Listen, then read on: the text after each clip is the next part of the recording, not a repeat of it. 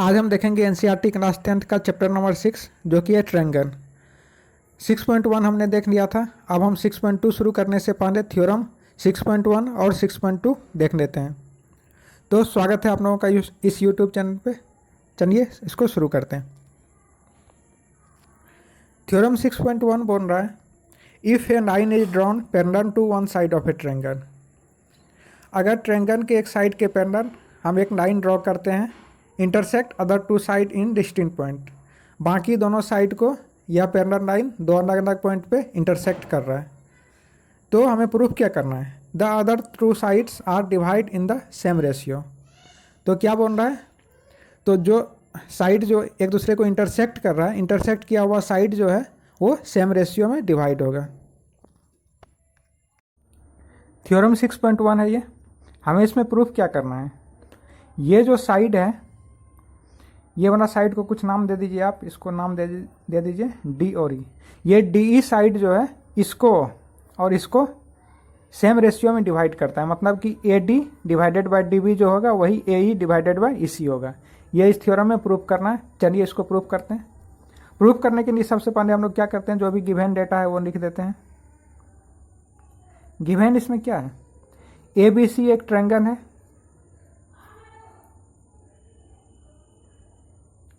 A B C एक triangle है, इसमें D E is parallel to B सी।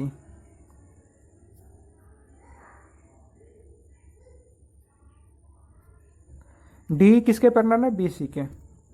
और डी एक चीज और है, इंटरसेक्ट कर रहा है, डी इंटरसेक्ट कर रहा है ए बी को डी पॉइंट पे और ए सी को ई पॉइंट पे।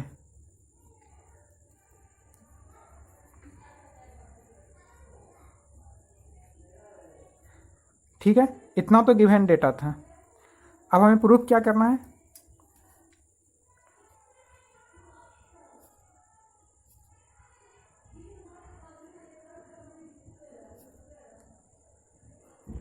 ए D divided by D B, A D divided by D B is equal to A E divided by E सी।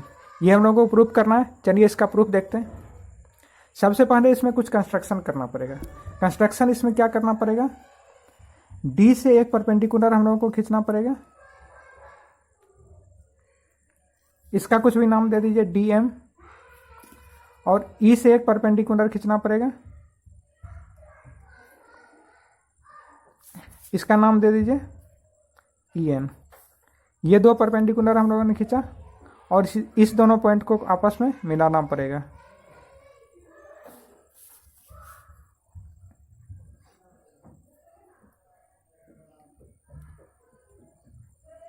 दो कंस्ट्रक्शन हम लोगों ने किया, पहले इस दोनों कंस्ट्रक्शन को हम लोग लिख देते हैं।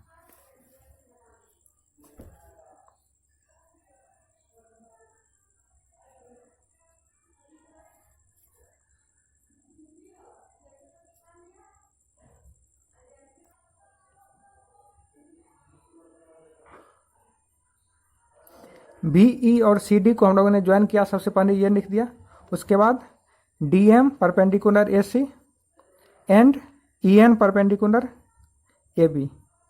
दो परपेंडिकुलर हम लोगों ने ड्रॉ किया, उस दोनों को लिख दिया, और दो को ज्वाइन किया, उस दोनों को लिख दिया। चलिए अब इसका प्रूफ देखते हैं।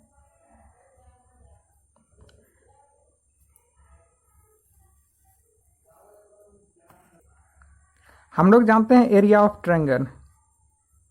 एरिया ऑफ ट्रायंगल क्या होता है, half into base into height, ये होता है एरिया ऑफ ट्रायंगल। अब यहाँ पे area of triangle A D E हम लोग कैलकुलेट कर सकते हैं क्या, area of triangle A D E, ये क्या हो जाएगा, हाफ इंटू बेस, इसके लिए क्या हो जाएगा ए। यहाँ पे देख लीजिए, area of triangle A D हम लोग को फाइंड करना है। ए डी के लिए बेस क्या हो जाएगा ए डी, और हाइट क्या हो जाएगा एन ई।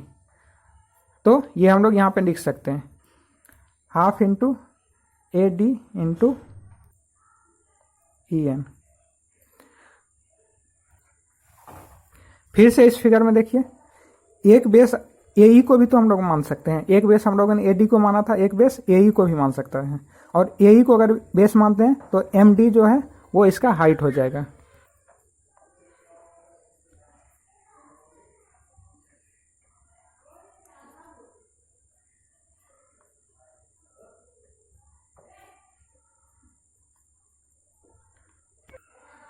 जब हम लोगों ने AD को बेस माना था तो EM हाइट हो गया था, जब हम लोगों ने AE को बेस माना तो DM इसका हाइट हो गया।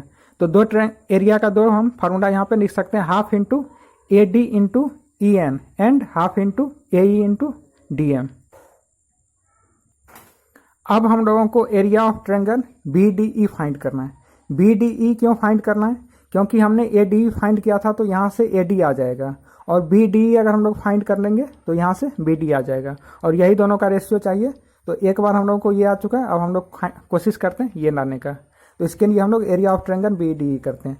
तो एरिया ऑफ ट्रायंगल BDE के लिए भी हम लोगों को half into base into height ही करना पड़ेगा। तो यहाँ पे बेस हो जाएगा BD, और हाइट इसके लिए भी क्या हो जाएगा, EN ही हो जाएगा। काहे कि हम लोग मान के चलिए हम लोग अगर इस ट्रायंगल को आगे बढ़ा रहे हैं, यहाँ पे अगर हम लोगों को हाइट यहाँ से नहीं मिल पा रहा है तो हम क्या करते हैं, तो उस लाइन को आगे बढ़ा के भी हम उसका हाइट खींच सकते हैं, ऐसे करके। मान के चलिए ये ट्रायंगल है, तो इसमें हमें तो हाइट नहीं मिल पा रहा है, परपेंडिकुलर डिस्टेंस तो यहाँ पे हम इधर ड्रॉ नहीं कर सकते, तो हम क्या करेंगे, इधर कहीं ड्रॉ करेंगे। इधर ड्रॉ करेंगे तो इसके लिए हाइट ये पॉइंट हो जाएगा, यहाँ से यहाँ तक का। तो इसी यही बात यहाँ पे BDE ट्रायंगल का हाइट चाहिए, तो BDE ट्रायंगल का हाइट क्या हो जाएगा, EM हो जाएगा। तो यहाँ पे क्या फॉर्मूला यूज कर सकते हैं, half into base into height में half into BD into EM।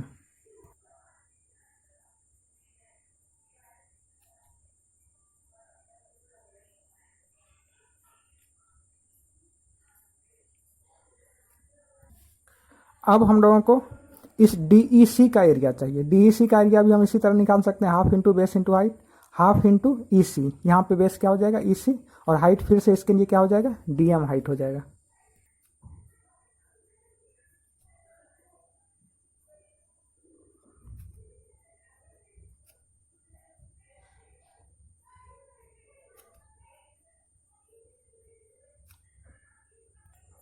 अब हम लोग क्या करते हैं, एक बार ये डिवाइडेड बाय ये कर देते हैं, और एक बार ये डिवाइडेड बाय ये कर देते हैं। तो इससे देख लेते हैं क्या आता है हम लोगों का।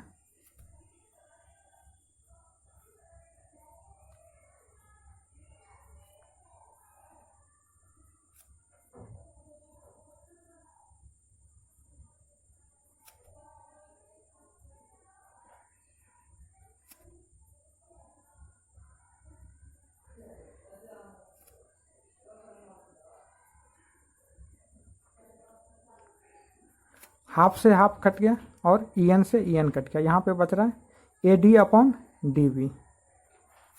फिर से हम एक बार क्या करते हैं, ये डिवाइडेड बाय ये कर देते हैं।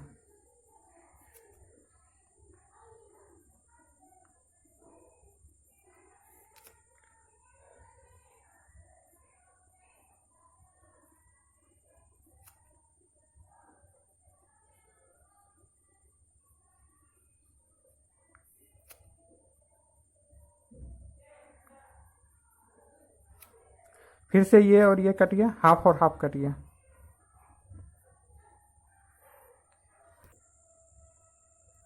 अब आप लोगों ने एक प्रॉपर्टीज पढ़ा था ट्रायंगल का, जिसमें बोला गया था कि दो ट्रायंगल अगर एक ही बेस पे रहे और वो दोनों एक पैरेलल लाइन के बीच में रहे तो दोनों का एरिया बराबर होता है। यहाँ पे देखिए ट्रायंगल BDE और ट्रायंगल DEC, ये दोनों सेम बेस पे है, DE बेस पे, और ये दोनों पैरेलल लाइन के बीच में भी है, तो इस दोनों का एरिया आपस में बराबर होगा। BDE और CDE का सेम बेस पे है और पैरेलल लाइन के बीच में है, तो एरिया बराबर होगा।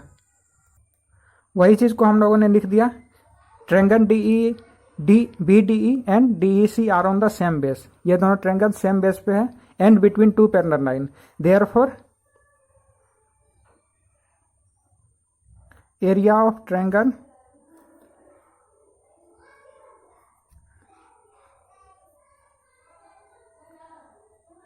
ये दोनों का एरिया आपस में बराबर होगा। यहाँ पर हम लोगों का दो इक्वेशन आया था, area of triangle ADE divided by area of triangle BDE equal to AD upon DB, and area of triangle ADE divided by area of triangle DEC equal to AE upon EC। अब हम लोगों ने यहाँ पे देख लिया ADE तो दोनों जगह है, यहाँ पर भी है यहाँ पर भी है, और अभी हम लोगों ने क्या प्रूफ कर दिया, area of triangle BDE and area of triangle DEC ये दोनों आपस में बराबर है। यहाँ पे ऊपर वाला इसका भी बराबर, इसका भी बराबर है, और नीचे वाला को भी बराबर अभी हम लोगों ने प्रूफ कर दिया।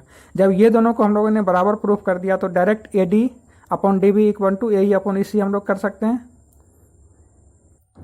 तो वही अब हम लोगों ने यहाँ पे कर दिया, A D upon D B is equal to A E upon E C. तो ये दोनों के इक्वल होते ही ये हम लोगों ने इक्वल प्रूफ कर दिया, और यही हम लोगों को प्रूफ करना था, हेंस दिस इज प्रूव्ड। अब हम लोग थ्योरम 6.2 देखते हैं।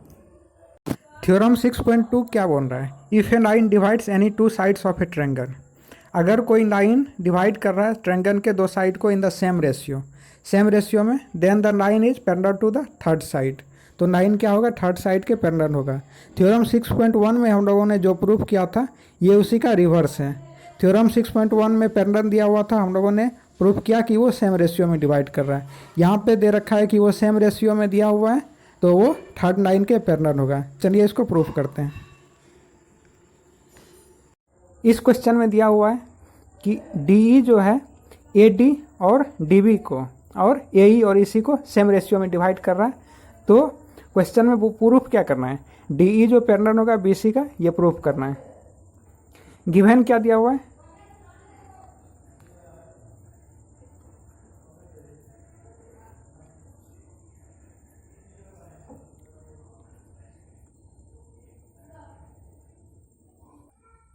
तो इसमें दिया है कि हमें पैरेलल है ये प्रूफ करना था। तो हम क्या मान लेते हैं कि let us assume D E is not parallel to B सी।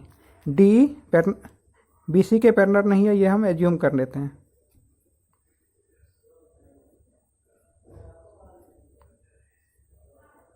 अगर पैरेलल नहीं है तो हमको एक पैरेलल खींचना पड़ेगा, तो खींच लेते हैं,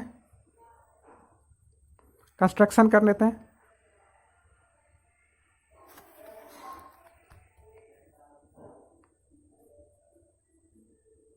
draw D E dash parallel to B C. हमने एक कंस्ट्रक्शन कर लिया, डी ई डैश को पैरेलल टू बी सी हमने ड्रॉ कर लिया। जब D E dash parallel to B C होगा तो फ्रॉम थ्योरम 6.1 हम लोग जानते हैं A D divided by D B is equal to A E dash divided by E dash C. ये हम लोग थ्योरम 6.1 से जानते हैं। और यहाँ पे क्या है?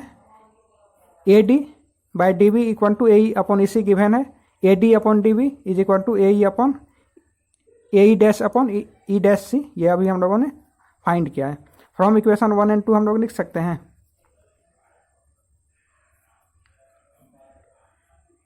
A D upon D B, दोनों तरफ एल एच एस में कॉमन है, एल एच एस में अगर कॉमन है तो आर एच एस भी इक्वल हो जाएगा। A E upon E C is equal to A E dash upon E dash C. दोनों का एल एच एस इक्वल था तो दोनों का आर एच एस हम लोगों ने इक्वल कर दिया।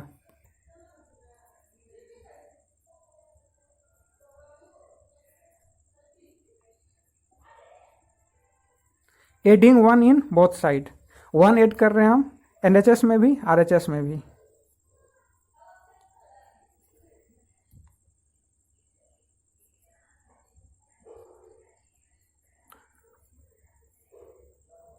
इसी एनसीएम हो जाएगा, A E plus E C is equal to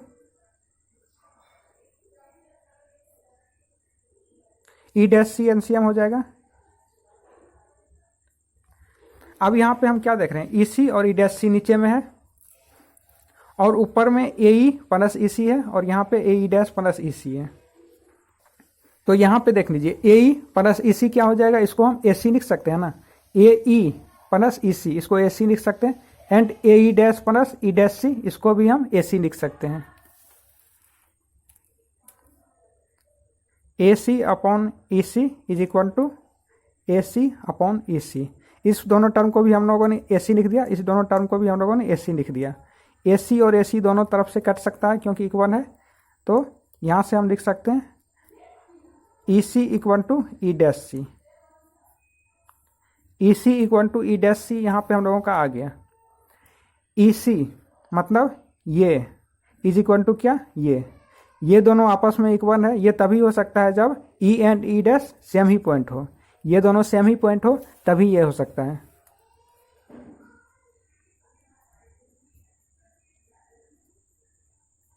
this is true only if E and E dash are same. ये अगर सेम होगा ई एंड ई डैश तो ही ये ट्रू है।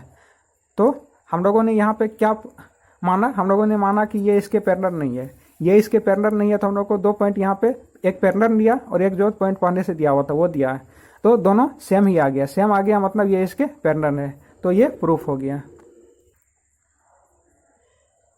Hence D parallel to B C. Video पूरा देखने के लिए थैंक्स। अगले वीडियो में हम लोग चैप्टर 6.2 स्टार्ट करेंगे।